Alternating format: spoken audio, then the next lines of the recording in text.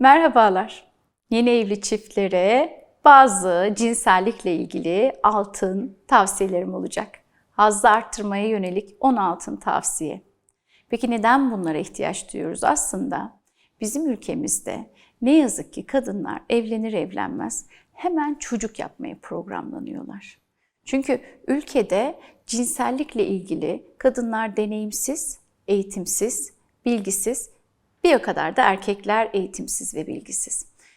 Evlendikten sonra bir an önce çocuk sahibi olmaya, yuva olmaya çalışıyorlar. Esasında cinselliği daha ön plana almak gerekiyor ki evliliğin temel taşlarından biri cinsel yaşamımız. Sevgi, saygı, güven evliliğin temel taşlarından biri olmakla beraber cinsellik de evlilik yaşantısının en önemli parçalarından biri. Ve esasında bir kadının evlendikten sonra cinsel yaşama başladığını düşünürsek, cinselliği öğrenmesi, deneyimlemesi, tecrübe kazanması için belli bir süre ihtiyacı var. Ve bu süre aslında yapılan araştırmalarda ve çalışmalarda göstermiş ki 3 yıl. 3 yıl. Şimdi ben kadın doğum penceresinden bakıyorum. Bir kadın doğum uzmanı olarak tabii ki 3 yıl cinsellik yaşansın, çocuk yapılmasın istemiyorum. Neden? Çünkü cinsel yolla bulaşan hastalıkları var, enfeksiyonu var, tekrar gebe kalamama riski var. Evlilik oturuncaya kadar bir süre çocuk için beklenebilir ki bu sürede 1-1,5 yıl. Peki bu 1,5 yılda cinsellikte neler yapılabilir? Ne tür zevklerle beraber hemhal olunabilir? Bu konularla ilgili konuşmak istiyorum. Aslında cinselliği biz toplumda sadece penis-vajina birlikteliğine indirgemiş durumdayız. Esasında bu cinselliğin sadece seks bir parçası. El ele dokunmakta, yan yana oturmakta, göz göze bakışmakta, bunlar da cinselliğin hepsi bir parçası. Esasında evliliğin devamı ilk gecenin sabahından belli oluyor. İlk gecenin sabahı güzelse aslında o çiftin cinsel yaşamı da keyifli geçebiliyor.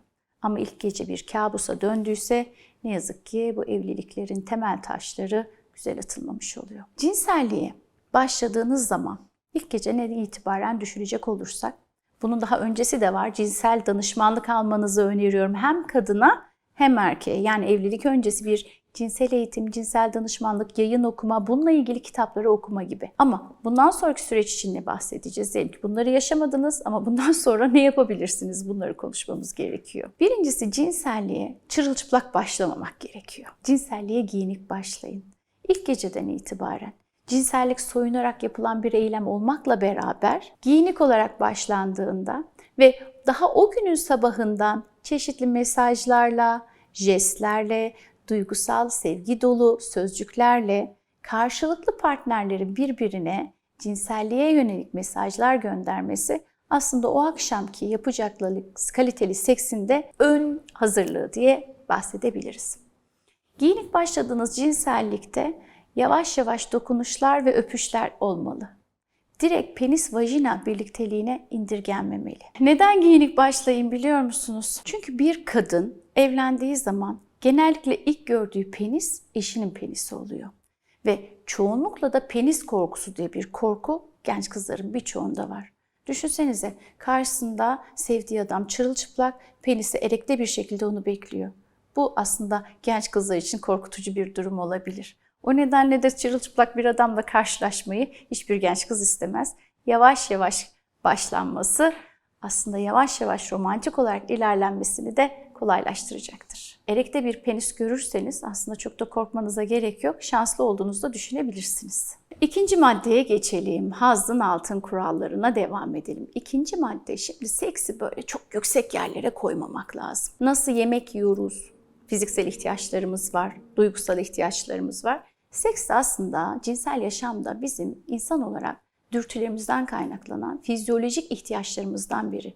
Onu çok böyle ayrıcalıklı bir konuma koyarsak o zaman bizim için başımıza problem olmaya başlayabiliyor. Cinselliği kaliteli yaşamalı ama çok ayrıcalıklı bir yere koyup da onun için özel hazırlıklar, onun için özel günler, özel planlamalar yaptığımız zaman her zaman o özelliği yakalayamayacağımız için evlilik boyunca o zaman cinsel yaşantımız sekteye uğrayabilir. Üçüncü altın maddemiz. Birimiz hepimiz, hepimiz birimiz için. Cinsellikte böyle bir şey yok. Cinsellikte Herkes kendi hazzından, kendi orgazmından sorumlu. Erkek nasıl kendi performansına odaklanıyor, kendi boşanmasına odaklanıyorsa kadının da kendi orgazmına odaklanması lazım. Bizim toplumumuzda genelde kadınlar daha böyle geri planda, pasif, erkekler daha aktif cinsel yaşamda.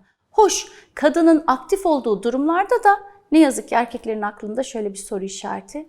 Bunları nereden biliyor? Kara bir leke kızın üzerine yazılmış oluyor. Esasında kadının da aktif olduğu cinsel ilişki erkeğin aslında hoşuna gider. Çünkü sürekli bir yönetme duygusuyla, sürekli bir performans kaygısıyla erkek acaba başarabiliyor muyum? Orgazm oluyor mu? İşte kendini bir başarı şeyine soktuğu zaman kadın da bizim ülkemizde ve toplumumuzda böyledir. Geri bildirim yapmadığında yani evet iyi gidiyor, gayet iyi gidiyor, sevişmemiz iyi gidiyor. Bunu sesleriyle, mimikleriyle, beden hareketleriyle göstermediği zaman adamın kafasında bir soru işareti belirliyor. Diyor ki acaba ben ona haz verebiliyor muyum? Sevişmekten zevk alıyor mu? Benden hoşlanıyor mu? Acaba penisimin boyunu mu beğenmedi? Penisimin kalınlığını mı beğenmedi? Beni mi beğenmedi? Kokumu mu beğenmedi? Kopuyor, kafasında bunlar beliriyor. Hop erken boşalıyor ya da cinsel isteği sönüyor. O nedenle de hanımlar herkes kendi orgazmından sorumlu.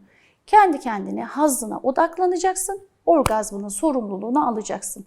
Kimse kimsenin de zihnini okumaya çalışmayacak efendim. Gün içerisinde yeni evli çiftler ilk böyle evliliğin heyecanıyla birbirlerine sık mesaj atarlar. Birlikte vakit geçirmekten hoşlanırlar. Birlikte sinemaya giderler, birlikte aktivitelere giderler, birlikte yürüyüşe giderler. Ama derken hayat koşturmacaları, iş yaşamı, stres, ekonomik kaygılar birbirlerine ayırdıkları vaktin azalmasına neden olur. Haftada en az 2-3 gün çiftlerin birbirlerine özel vakitler ayırıp en az 2 saat, 3 saat birlikte kaliteli vakit geçirmeleri onların cinsel yaşamına da faydalı olacak, katkı sunacaktır. Yoksa sadece evliliği cinsel yaşama indirgemek, yatak odasında yaşanan bir süreç gibi algılamak, seksi, vajina, penis birlikteliği gibi olarak algılamak, ileride çiftin cinsel ilişkiden soğumasına, cinselliği monoton olarak yaşamasına ve bir süre sonra da partnerler arasında çatışmaya neden olacaktır. Yani sessiz olun, birbirinize vakit ayırıp özel anlar yaratıp kaliteli vakitler ayırın birbirinize. Cinselliği sadece yatak odanızda yaşamayın. Bu bir süre sonra hep aynı yerde, hep aynı mekanda, hep aynı partnerin başlattığı, hep aynı pozisyonda girilen cinsellikten sıkılmanıza neden olur. O nedenle de farklı ortamlar, farklı pozisyonlar ve cinsel hayatınıza seks oyuncakları gibi, aşk oyunları gibi oyunları sokmanız cinselliği daha keyifli yaşamanıza ve farklı şeyleri tecrübe ederek farklı hazlara ulaşmanızı sağlar. Hep aynı şeyi yapmak bir süre sonra sizin için de eşiniz için de sıkıcı hale gelir. Zihninizde, aklınızda sizin için önemli olan fantaziler varsa gerek kadın partner gerek erkek partner için diyorum. Bu fantazileri eşinizle paylaşmaktan çekinmeyin. Ama sapık olurum endişesine kapılmadan, işte ahlaksız bir kadın olurum endişesine kapılmadan sevgilinizle, partnerinizle, eşinizle bunu paylaştığınızda, cinsel iletişim halinde olduğunuzda, birbirinize bunları paylaşıp da yapabildiklerinizi cinsel hayatınıza taşıdığınızda o zaman çok daha keyifli cinselliğin kapıları size doğru açılacaktır. Bazı çiftler çok büyük kavgaların ardından böyle aynı büyüklükte yatak odasına doğru sevişmeye giderler. Aslında biz buna pek sıcak bakmıyoruz. Yani kavga sonrası seks aslında sizi uçurum dibine doğru götürüyor olabilir. Çünkü kavga anında söylenilen şeyler, söylenmesi gereken duygular içinize atıldıkça, halı altına süpürüldükçe bir süre sonra bunları partnerinize ifade edemedikçe sizin cinsel yaşamdan soğumanıza neden olur. O nedenle de kavgalıyken seks yapmayın, yatağa girmeyin. Bunun yerine sorunlarınızı yüz yüze konuşarak çatışmaların çözüm yollarına başvurun. Sevişmek aslında beyinde başlar, zihinde başlar. Bedenlerimiz sevişmekle beraber zihinlerimiz ve beyinlerimizle sevişiriz. O nedenle de o güne özel bir kokunuz, bir parfümünüz olduğu zaman partnerinize bunu çağrıştıracak anıları uyarabilirsiniz. Ve sadece zihninizi kullanarak da sevişmeyi daha keyifli hale getirebilirsiniz. O nedenle de fantazilere öncelik verip bunu da partnerinizle paylaşmanız gerekli. Partnerinizle duygularınızı saklamayın. Açık açık konuşun. Duygularınızı saklamadığınızda, sevişmenin sonrasında memnuniyetinizi eşinize ifade ettiğinizde hem ona hem size iyi gelecektir. Yani çok iyiydi, gayet güzeldi, memnun kaldım gibi birbirinize mutlaka geri bildirimde bulunun. Erkeklere gelince burada tavsiyem, seks bittiğince sırtınızı dönüp yatmayın efendim. Mutlaka eşinize sarılmaya çalışın. Çünkü o zaman kadınlar kendilerini sadece seks için kullanılmış bir beden parçası olarak, cinsel obje olarak algılarlar ve size karşı öfke duymalarına neden olurlar. Evet, her ne kadar penis vajina birlikteliğine seks indirgenmiş olsa da aslında dediğim gibi cümlemin bu videonun başında anlattığım gibi sevişmek, cinsellik aslında çok kocaman bir şemsiyenin altında yapılan birçok şey. Cinsel eyleme başladığınız zaman eşiniz istiyor ama siz istemiyorsanız onun okşamalarına, öpüşlerine, dokunuşlarına karşılık verdiğiniz zaman bir bakarsınız ki sizin de canınız ister. Onun için hemen böyle red cevabı vermeyin. Denemekten korkmayın. Diyelim ki sonunda sevişmeye gitmedi, seksin sonunda penis vajina birlikteliğine gitmedi. Cinsellik geniş bir kavram. Birlikte sarılıp uyumanız, birlikte banyo yapmanız, birbirinizi öpmeniz, okşamanız, erotik masaj yapmanız da cinselliğin ayrılmaz bütünleri. Kısacası yeni evli çiftler bu saydığım bütün maddelerin ışığında önce kendi bedenlerinizi tanıyın. Eşinizin erojen bölgelerini tanıyın. Birçok deneyimi yaşamaktan ve deneyimi tecrübe etmekten kendinizi kasmayın. Bu noktada hem size hem ona iyi gelebilecek cinsel oyunlar, aşk fantazileri, seks oyuncakları gibi fantazileri evlilik yaşantınızın içine sokun. Günümüz dünyasında özellikle Türkiye koşullarında söylüyorum, erkekler üzerinde büyük bir yükle evleniyorlar. Bu yük ne? Performans kaygısı, başarma dürtüsü, başarılı olamazsam, ya penisimi sertleştiremezsem, ya erken boşalırsam, ya işte kendimi ispat edemezsem kocaman bir erkeklik duygularıyla ne yazık ki o geceye giriyorlar ve acele ediyorlar. İlk gece aceleye gelmemeli. Eğer sertleşme olursa penis vajina birlikteliği olur. Ama sertleşme olmazsa bu sizin erkekliğinizin kaybı demek değildir. Çünkü çok yoğun baskı altında katılıyorsunuz bu eyleme. Ve öpüşmeye, sevişmeye devam edin. Aynı şey kız tarafından baktığımız zaman kızlarda çok yoğun bir işte kanayacak mıyım, acıyacak mı, zor olacak mı, nasıl olacak? Zihninde birçok korkuyla bu eyleme giriyor. Öyle olunca ön sevişme sırasında yaşanması gereken vajinal ıslanmanın birçoğu yaşanamıyor. Erkek partner aceleci, kız da korkular içinde olunca acılı ve zor bir eylem ne yazık ki başlamış oluyor. Aslında cinsellik ağrı, acı ve zor bir eylem değil. Cinsellik hayatımızın bir parçası.